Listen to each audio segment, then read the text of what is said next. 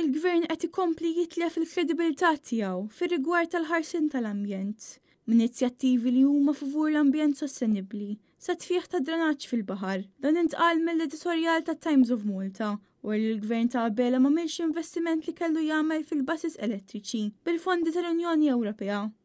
L-editorjal jispjega wkoll kif din id-deċiżjoni biex flok jiżiedu l-basis elettriċi mill-fondi Ewropew jingħataw lil persuni individwi turi inkompetenza politika.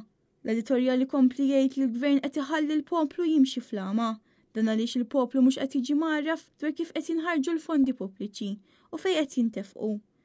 Il-poplu qed jintaqa' ma' konsegwenzi ta' gvern inkompetenti li mhux biss qed jonqos li jwettaq ix-xogħol tiegħu iżda qed iżid mal-problemi ambjentali.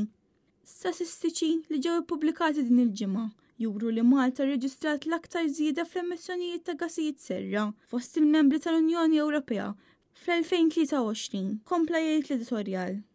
U għalhekk li l-Ministru tat Trasport Chris Bonnet għandu joffri spjegazzjoni għaliex dawn il-fondi Ewropew ġew mwaqfa.